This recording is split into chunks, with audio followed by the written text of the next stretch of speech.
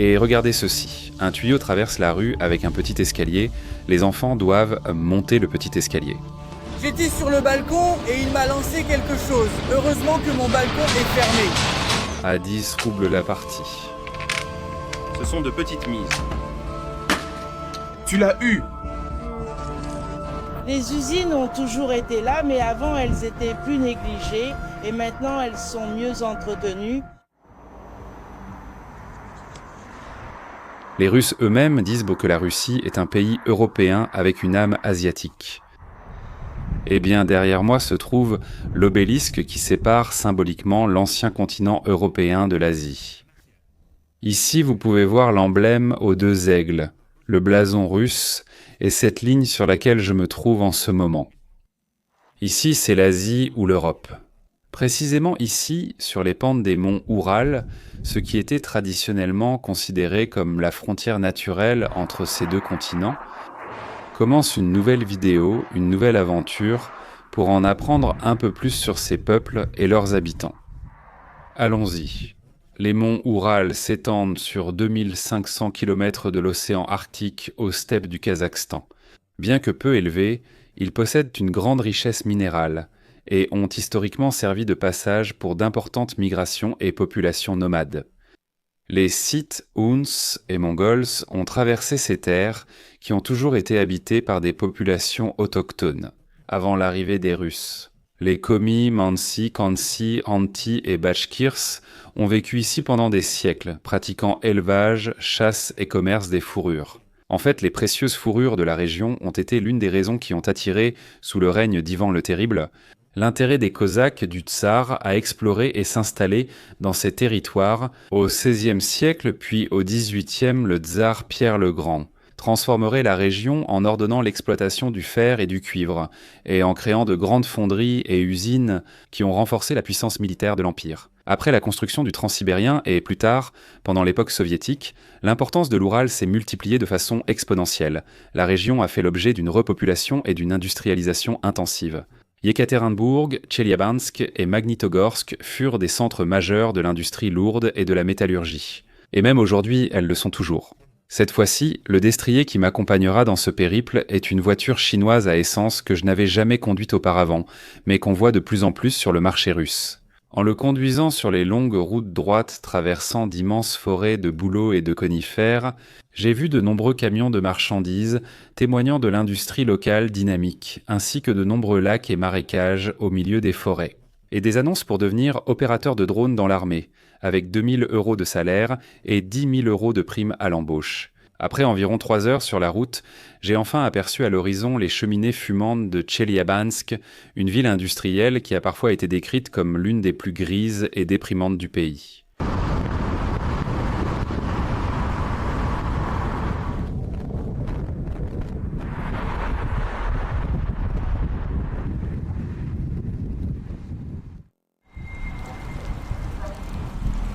Bonjour depuis les environs de la gare ferroviaire de Tcheliabinsk, en plein centre-ville. Une gare ferroviaire très moderne, avec des vitraux très colorés et aussi beaucoup d'histoire.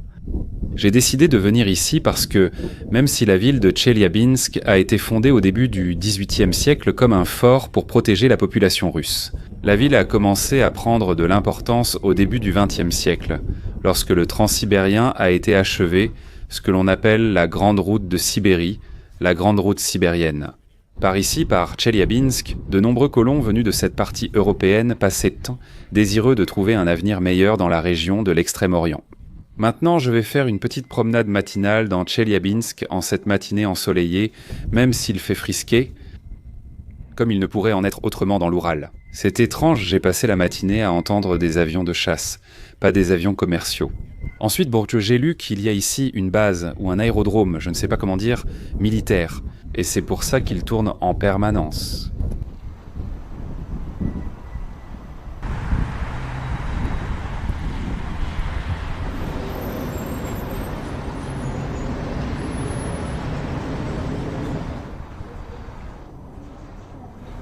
Tcheliabansk, même si elle est ensoleillée maintenant, est une ville très grise, très industrielle.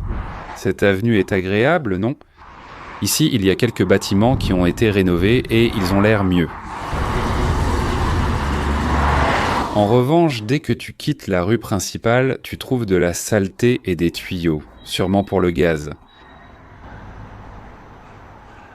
Au fur et à mesure que je me suis éloigné de la gare, on peut voir les célèbres panelni sur ma droite et les Khrouchtchevka ici à ma gauche. Construction typique de l'époque soviétique des années 60 à 80. Voyons si quelqu'un sait à quoi ça sert.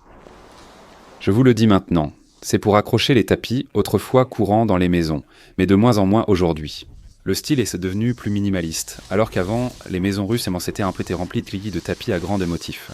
Et regardez ceci, un tuyau qui traverse la rue avec un petit escalier. Les enfants doivent monter le petit escalier. Je n'avais jamais vu ça. Habituellement, les tuyaux passent au-dessus pour le méthane, mais pour un autre gaz, ils passent en dessous. Celui-ci doit donc en être un autre, je suppose. Même avec l'isolant, ce tuyau est en très mauvais état et risque de geler.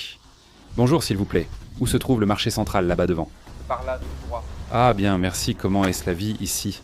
À Tcheliabinsk? On vit bien. Très bien. En plus, aujourd'hui, il y a un peu de soleil. Il y a un peu de soleil? Oui, nous vivons bien. Bien, merci. De rien. Maintenant, je veux aller au marché central pour voir si je prends quelque chose, un petit café, car il y a généralement des boutiques pour manger quelque chose, m'acheter un peu de nourriture et, en définitive, remplir mon ventre. Le voici. Le central de Rhinok, marché central. Eh bien, ça a l'air assez moderne, hein? Je l'imaginais plus dans un style ancien, avec de nombreux stands de nourriture. Ce n'est pas le cas. C'est propre et ordonné. Par curiosité, je vais voir le prix des melons et pastèques dans l'Oural. Pouvez-vous me dire le prix du kilo de pastèques, s'il vous plaît? La pastèque à 40 roubles. 40 roubles, elles sont du Daghestan, non? Non. Ah non, elles viennent d'où? À Volgograd. Volgograd? Ah d'accord, merci. 40 centimes le kilo de pastèques, ici dans l'Oural, ce n'est pas mal du tout. Je l'imaginais plus cher.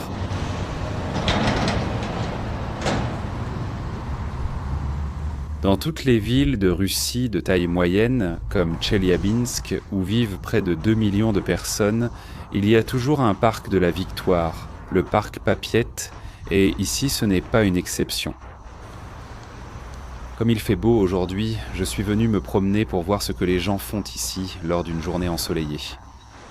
Pour l'instant, je peux dire qu'il y a plein de jeunes à vélo et en trottinette, des grands-mères qui se promènent, des gens avec leurs chiens. Ici se trouve un monument dédié à la Grande Guerre patriotique, en l'honneur des travailleurs.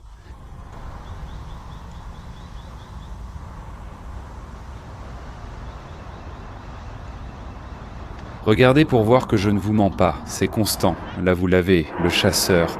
Je ne sais pas si c'est un Sou-25 ou un MiG. Putain, majestueux, et le bruit qu'il fait. Tu imagines vivre dans une ville qui a une base aérienne militaire et constamment. Tu entends les avions atterrir et décoller en permanence.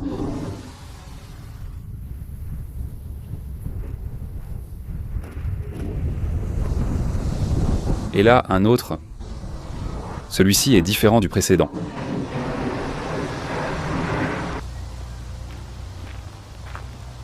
Bonjour, combien ça coûte de jouer au ballon? Bon appétit. Merci. Merci beaucoup. Acceptez-vous le paiement électronique? Paiement électronique, oui. Oui, parfait. Allons-y, s'il vous plaît. Les adultes de lancent. Parfait, allons-y. Combien tu veux? 200 roubles. Ce sont 7 coups. Et pourquoi les fléchettes ont-elles le drapeau des États-Unis, alors que nous sommes en Russie? Je plaisante. Aucune autre fléchette professionnelle n'était disponible à l'achat. Je comprends. Mais nous sommes des patriotes, hein? Tu es en direct? Non, j'enregistre une vidéo. Je viens en touriste, je suis d'Espagne. Ah oui? Oui. Si tu veux dire quelque chose ou saluer, mais ce n'est pas un direct. D'accord. Comment tu t'appelles? Arisha. Arisha, enchanté de te rencontrer. Peux-tu me dire quelque chose sur Tcheliabinsk, s'il te plaît? Vous vivez ici et vous êtes de des locaux, n'est-ce pas? Et comment est la vie ici? Très bonne. Bonne, oui. Superbe. En plus, aujourd'hui, nous avons du soleil. Oui. Normalement, il fait froid ici, n'est-ce pas? Pas toujours.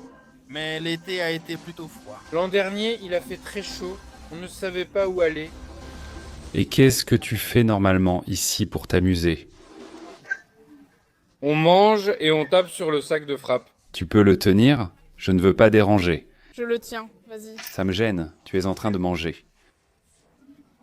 D'ici, n'est-ce pas? Oui, oui. D'ici. Bon, allons-y. Tu l'as vu. Oh. Oh, un autre. Combien en faut-il? 7. Oh, plus rien maintenant. Allez, même si c'est 6.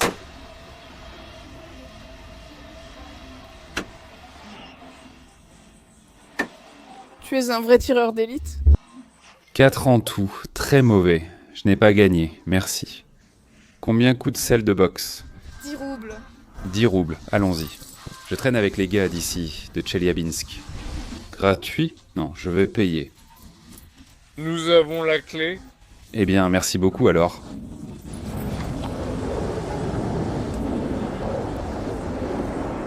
Les avions passent pas tout le temps ou quoi? Oui, l'aérodrome est juste à côté. Je me suis cassé la main droite, alors je frappe avec la gauche.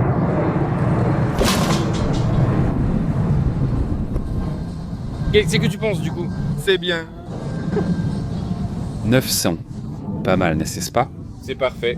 Parfait. Il fait 950. Allez, vas-y. Compte tenu de sa taille? C'était avec la gauche, non?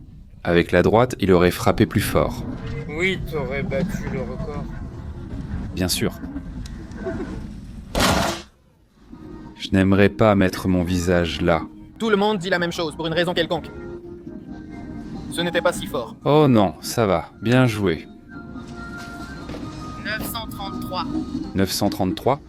C'est génial. Eh bien, enchanté de vous rencontrer, les gars. Merci. Bonne chance. Au revoir, bonne chance, merci et bon appétit encore une fois. C'était la jeunesse de Tcheliabinsk traînant à la foire ou dans le parc de la Victoire. Ils sont sympas. Regarde, que vois-je là-bas? S'il y avait les jeunes avant, avec les ballons et la poire de boxe, ici nous avons les générations plus âgées en train de jouer aux échecs. Ça peut être des dames, je vais voir. Bonjour. Ah, les dominos. Ça y est, j'ai gagné. Tais-toi, qu'est-ce que tu racontes? 9 plus 13 égale 22. Tu es à 70, il en reste encore. C'est comme ça que j'ai gagné. Salut. Comment vous jouez? En équipe? Oui, en équipe de deux. Équipe contre équipe. Équipe contre équipe. Et l'argent, pour 100 roubles? 10 roubles la partie. 10 roubles la partie. Ce sont de petites mises.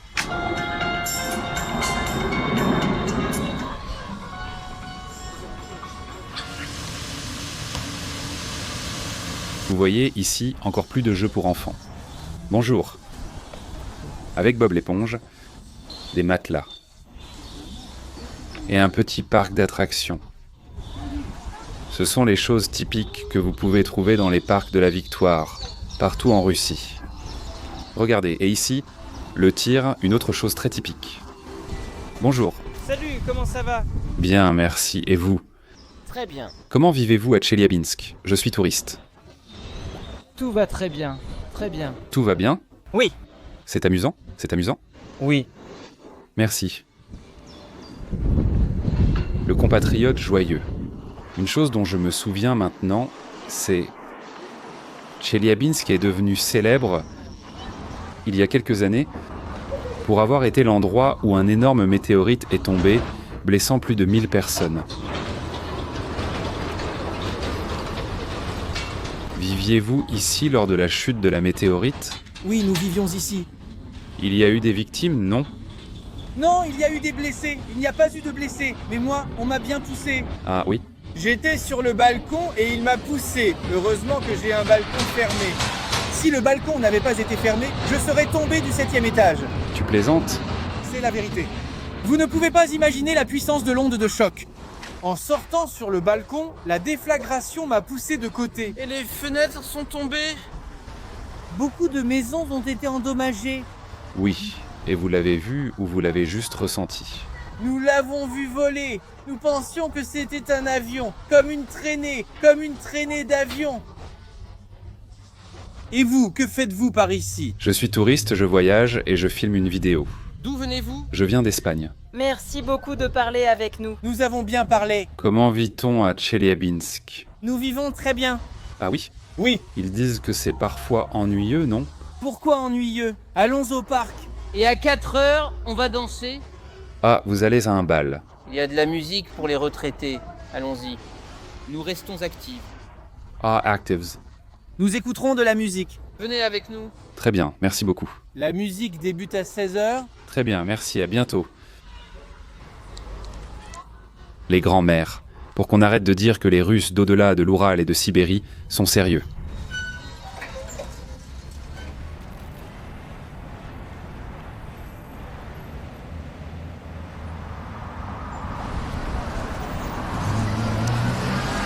Comme je n'ai pas pu manger ce que je cherchais au marché tout à l'heure, je suis venu ici dans une stolovaya, aussi connue sous le nom de cantine. Je veux goûter les fameux pelmeni d'ici, les pelmeni de l'Oural, voyons s'ils en ont.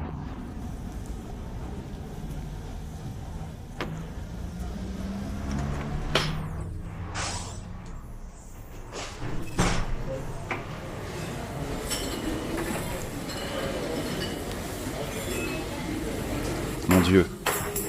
Regardez les superbes blinis qu'elle prépare. Toutes les cuisinières sont là. Écoute, celle-ci, c'est une véritable cantine, vraiment. Je pense que je n'en avais jamais vu une. Ça ressemble à un de ces restaurants modernes, non? Cuisine ouverte, tous cuisinent ensemble. Allons-y, voyons ce qu'on peut choisir. Salade en entrée avec vinaigrette. 45 roubles. Bonjour, avez-vous des pelmenis? Il faut les commander séparément. Il faut commander séparément. Peut-on avoir ceux des Oural? Et pour Tcheliabinsk, possible? Ou il n'y en a pas? Ceux de l'Oural? Ceux de l'Oural, oui. Y a-t-il du sarrasin? Pas de sarrasin aujourd'hui, seulement des lentilles. Et avec quoi mange-t-on habituellement les pelmenis? Et quelle est la smetana ici? Avec de la crème aigre? Nous avons des sauces. Avec de la crème aigre aussi. Nous avons aussi de la sauce rouge. Avec de la crème aigre, normal. As-tu des blinis au fromage blanc? Oui, nous en avons. Vous en voulez? Oui, je ne les ai pas vus. J'apporte maintenant. Sveta, en reste-t-il? Oui. Ça sent super bon. Je vous le dis, cet endroit... Très bon. Opa, merci. Ensuite, je vais manger des plats typiques de cantine, comme du poulet bouilli.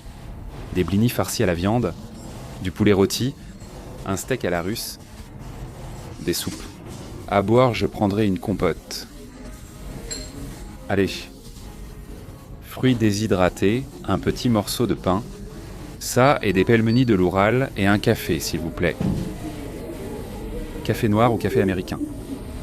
Café noir normal. 620 roubles. Merci. C'est une cantine des plus particulières. En plus d'avoir une cuisine ouverte et, écoute, ça sent très bon, comme je l'ai déjà dit. Tu as des photos de combattants de l'UFC et de boxeurs, même Mike Tyson. Il ne manque plus que les pelmenis des Oural arrivent. Tout ça plus un café, 620 roubles, environ 6 €.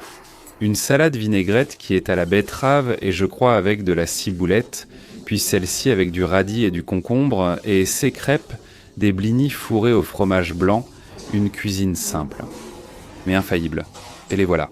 Les fameux pelmenis tout juste bouillis, tout juste cuits. Ce sont les pelmenis de l'Oural, comme on les appelle. Et ici, ils les farcissent avec de la viande de poulet, de porc et de bœuf. Bien qu'il en existe de toutes sortes, vous en avez uniquement à l'agneau, uniquement au porc, en mélange, et vous avez aussi la variété servie avec de la soupe, avec du bouillon. Dans ce cas, ils sont servis sans bouillon. Et J'en ai trop mis. Je veux que dans ce cas, ils aillent avec de la smétana. La smétana semblait plus épaisse. Tout a dérapé, à votre santé.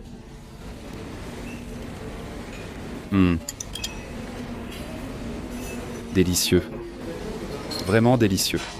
C'est un plat simple. C'est vrai que c'est simplement de la pâte farcie à la viande qui met 8 minutes à bouillir, mais c'est très bon.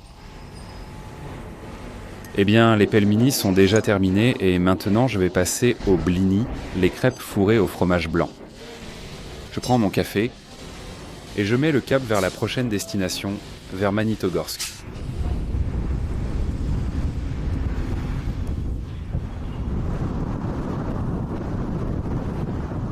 Je suis enfin sorti de Tcheliabinsk.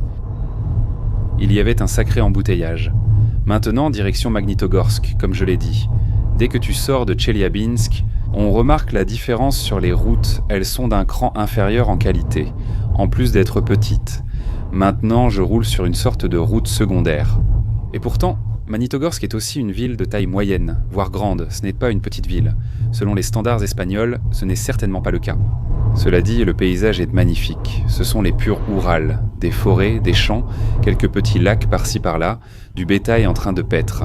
Une autre facette de la Russie, moi qui ai plus l'habitude de voyager dans le Caucase, la partie européenne, la steppe aussi, ici on ressent déjà que c'est le début de la Sibérie. Bien sûr, aucune connexion téléphonique ni connexion internet. On ne voit pas une antenne 5G à la ronde, même pas en rêve.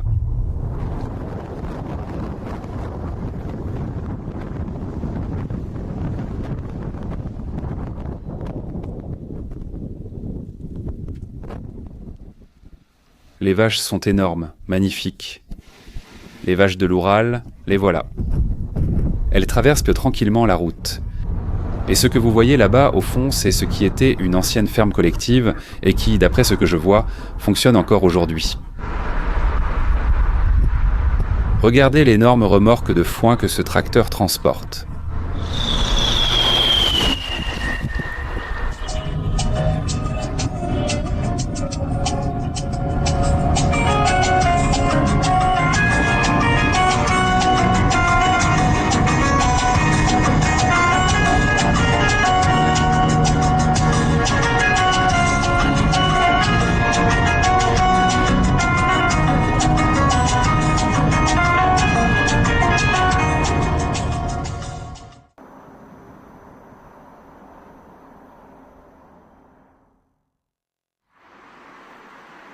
Bonjour depuis Magnitogorsk, la ville divisée entre deux continents. Voici l'appartement où j'ai passé la nuit, notamment la terrasse. Pour vivre une expérience encore plus locale, j'ai séjourné dans un appartement typique ici, en périphérie de la ville. Je vais vous faire une visite rapide.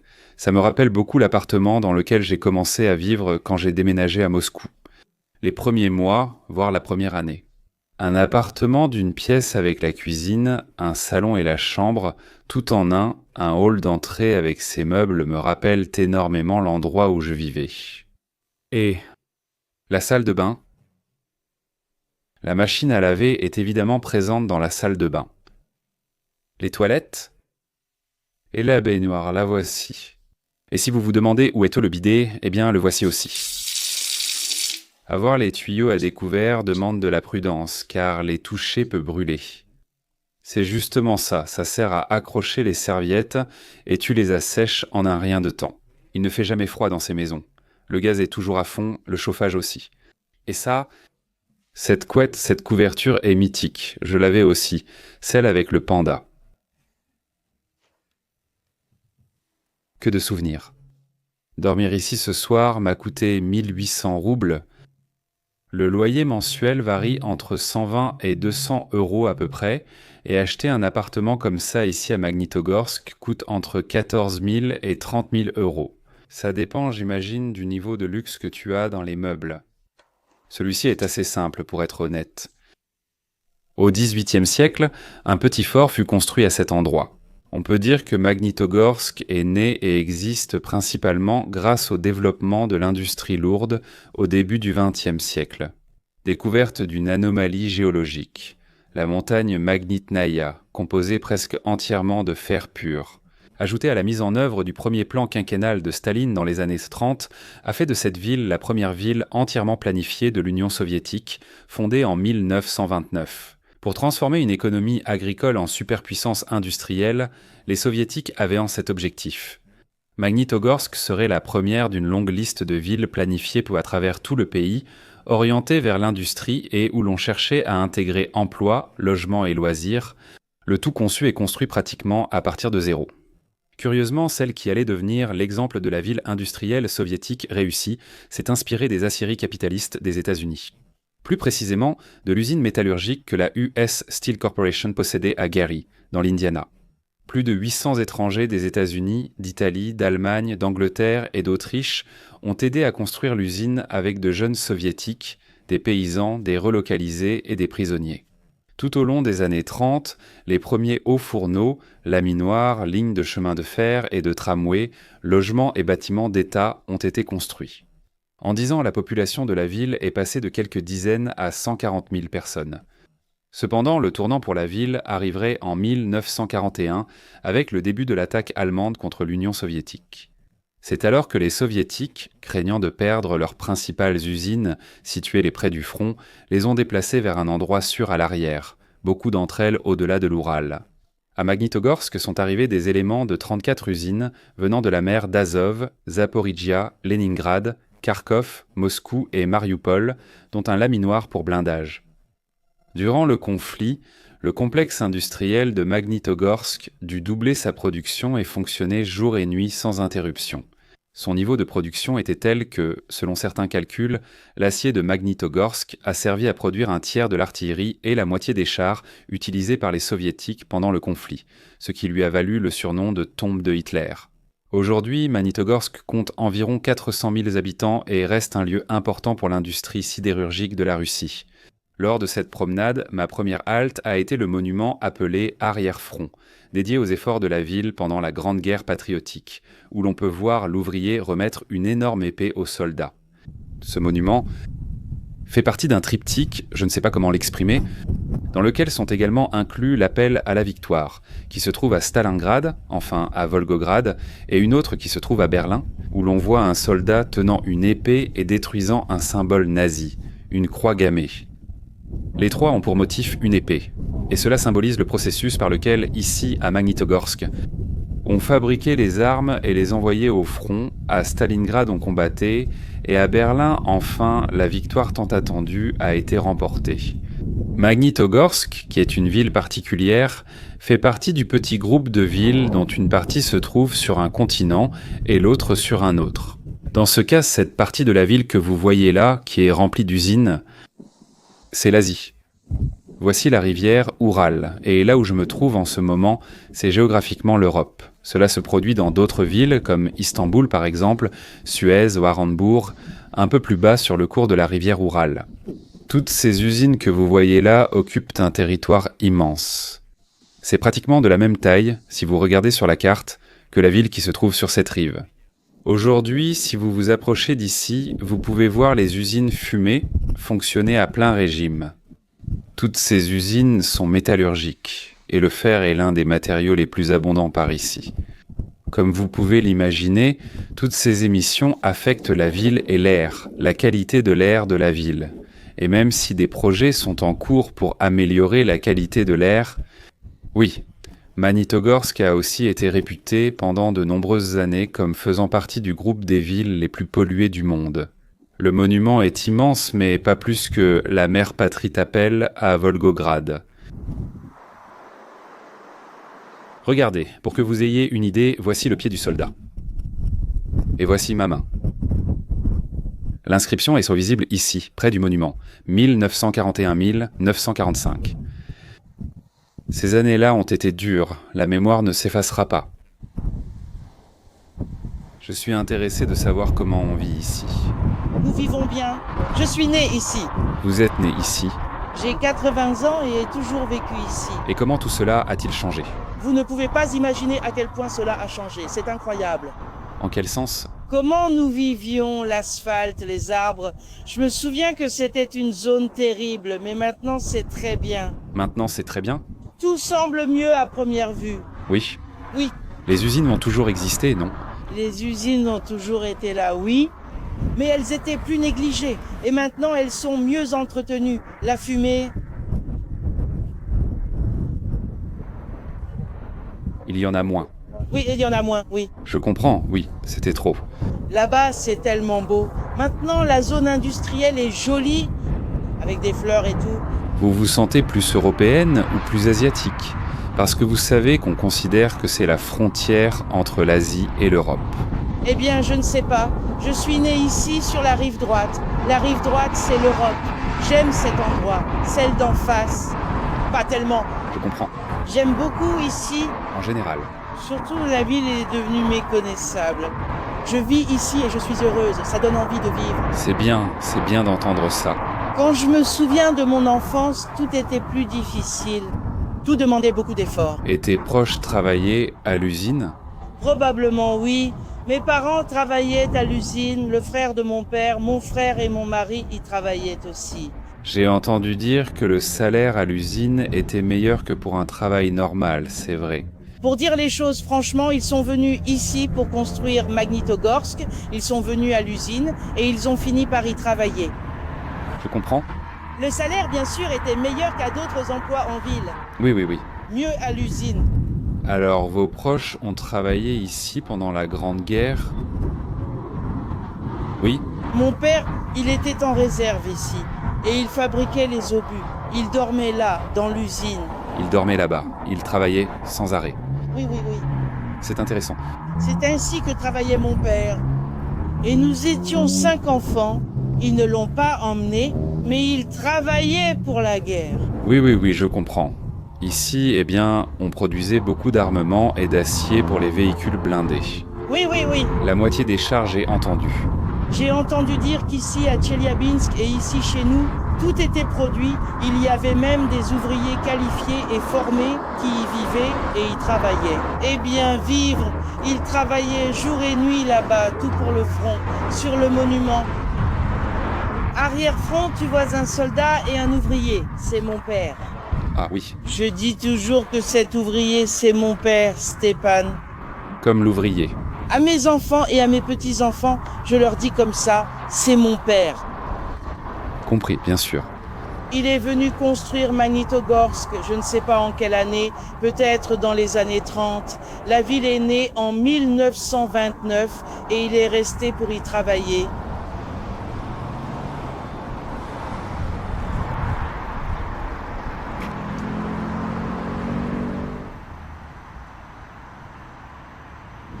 À quelques mètres du monument arrière-front, de l'ouvrier et du soldat, il y en a un autre dédié aux bâtisseurs de Magnitogorsk, aux ouvriers qui ont construit la ville.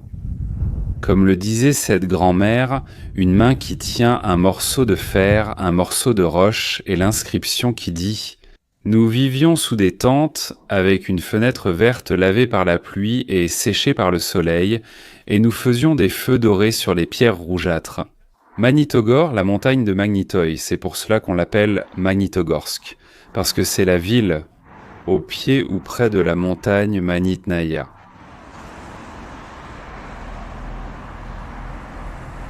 Le voici. Europeachi Magnitogorsk. Et si les camions me laissent parler, je veux dire que c'est le pont qui relie les deux continents, ici, dans cette ville, en traversant la rivière Oural. Faisons de même et passons de l'Europe, où je suis, à l'Asie. Les obélisques nous indiquant déjà que nous quittons l'Europe et que nous nous dirigeons vers la partie asiatique. À bientôt, Europe. Je reviens tout de suite.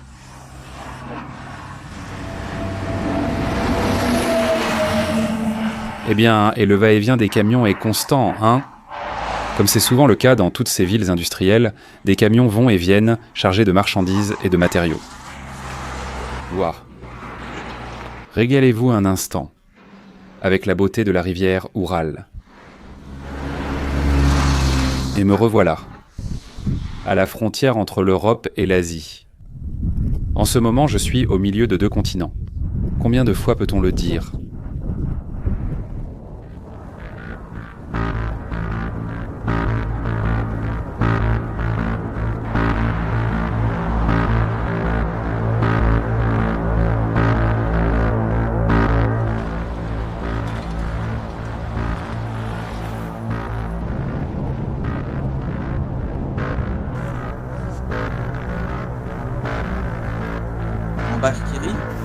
Ah, en Bashkiri, et c'est loin d'ici ou pas? 266 km. Combien de fois? 28 km? Venez.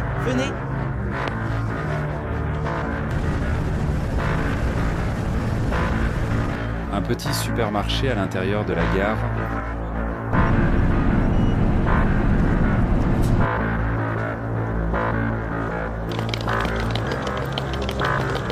Venez, je ne suis pas hébraïque, pourtant je dois vivre. C'est pour économiser, oui.